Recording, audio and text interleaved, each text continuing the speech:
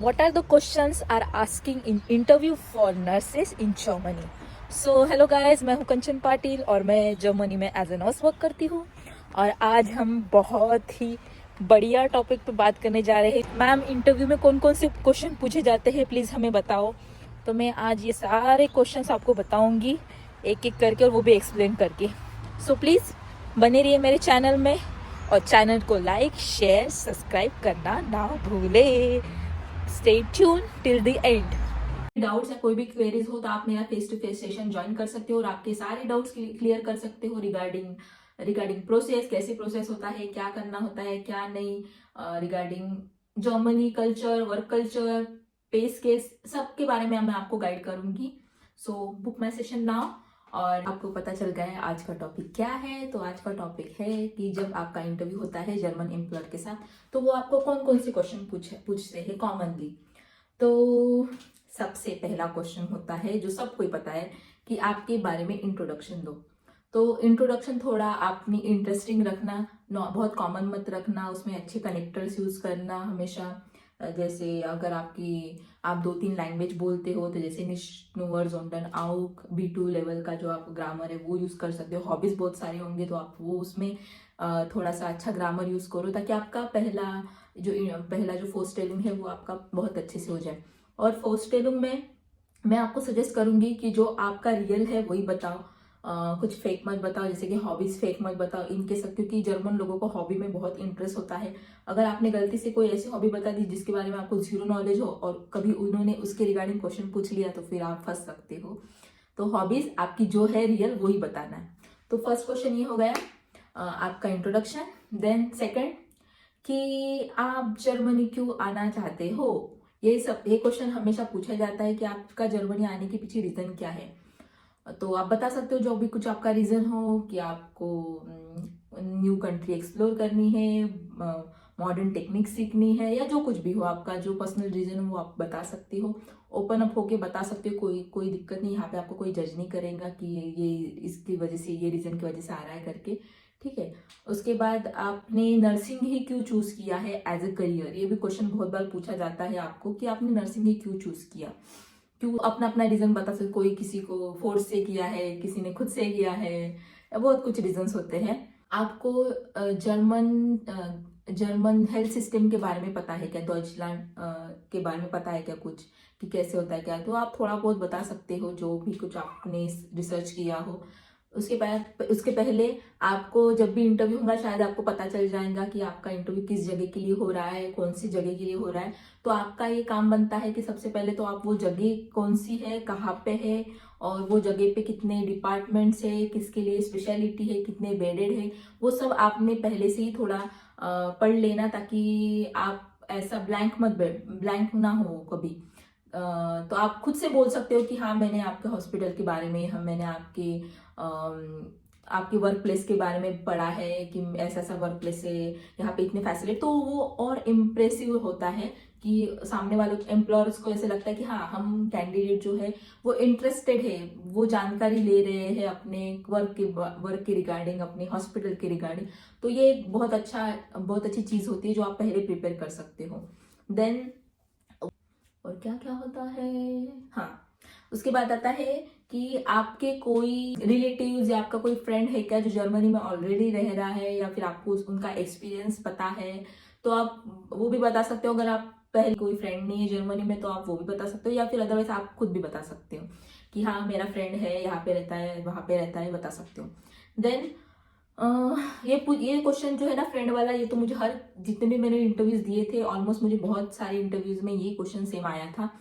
Then आपके पास experience है क्या। तो एक्सपीरियंस जो है वो आप बता सकते हो। अगर नहीं भी है वो एक्सपीरियंस तो कोई दिक्कत नहीं हो, लेकिन ऐसे डायरेक्ट मत बताना कि मुझे एक्सपीरियंस नहीं है। आप ऐसा बोल सकते हो कि हाँ मैंने मेरे हाउस बिल्ड, यानी मैं जब एजुकेशन कर रहा था नर्सिंग की तब मैंने बहुत सारे प्रैक्टिकल्स किए, and in every department I have worked already.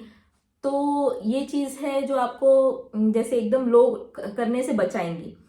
उनको लगेगा कि नहीं ठीक है एक्सपीरियंस नहीं है, बट इसने जब पढ़ाई की थी तब इसके पास तब का बहुत एक्सपीरियंस है जब इसने पढ़ाई की थी। क्योंकि हम इंडिया में जब नर्सिंग करते हैं तो हमारा 70-60% तो हमारा प्रैक्टिकल्स ही होते, 30-40% हमारा कॉलेज होता है। तो आप वो बता सकते हो कि मैंने बहुत सारे प्रैक्टिकल्स आवर्स कंप्लीट किए हैं ड्यूरिंग माई एजुकेशन पीरियड। अगर एक्सपीरियंस है तो आप बता सकते हो कि हाँ I have 1 year 2 year 5 year experience. और कौन से डिपार्टमेंट में है आप ये भी बता सकते हो कि मुझे ये डिपार्टमेंट में एक्सपीरियंस है। देन अभी अगर वो फिर उसके बाद वो क्वेश्चन पूछते हैं कि आप कौन से डिपार्टमेंट में काम करना चाहते हो। ये सबसे इम्पोर्टेंट क्वेश्चन वो पूछते हैं कि आपको हॉस्पिटल में आपको अल्टरहाइम में काम करना है या हॉस्पिटल में काम करना है। तो मैं आपको एक ही सजेशन दूंगी कि आप अपना प्रेफरेंस बता सकते हो। जैसे अगर आपके पास बहुत एक्सपीरियंस है 10 साल का 5 साल का, तो आप बता सकते हैं कि हाँ मैं आईसीयू नर्स हूँ, तो मुझे अगर आईसीयू में जॉब मिला तो बहुत अच्छा रहेगा। बट आपने ये बोलने के बाद और एक चीज रखना है ओपन अप, कि अगर नहीं भी मिला, मुझे जिस डिपार्टमेंट में मुझे काम करने को मिलेगा मैं उस डिपार्टमेंट में मेरा 100% दूंगी। आप ये भी एक पॉइंट रखना, एक्सपीरियंस बताना उसके बाद ये भी एक पॉइंट रखना ओपन अप, ताकि अगर उनके जो आपके एम्प्लॉयर है उनके पास अगर आईसीयू है ही नहीं तो फिर वो आपको वैसे बोलेंगे कि नहीं इसको तो आईसीयू में काम करना अच्छा लगता है तो ये हमारा कुछ काम का नहीं है, ऐसा सोच सकते हैं वो। तो हमेशा क्या करो कि अपने दिल के दरवाजे खोल के रखो हर डिपार्टमेंट में हर जगह पे काम करने के लिए। क्योंकि आपका सबसे बड़ा मोटो होना चाहिए यहाँ पे फर्स्ट आना, चाहे कहीं पे भी हो, अल्टरहाइम में हो, चाहे हॉस्पिटल में हो, चाहे वेगे में हो, आप सबसे पहले यहाँ पे पहुंच जाओ। एक बार आप पहुंच गए ना तो फिर आप बाद में कभी भी चेंज कर सकते हो अपने हिसाब से। तो ये हो गया कि आपको डिपार्टमेंट कौन सा चाहिए। जब आप हॉस्पिटल में काम करते हो तो आपको कौन कौन से एक्टिविटीज आप करते हो डेली। जैसे कि अगर कोई नर्स है तो वो अपनी दिन भर में क्या काम करती है वो आपको बताना है कि आप सुबह से अपनी शिफ्ट में क्या क्या काम करते हो।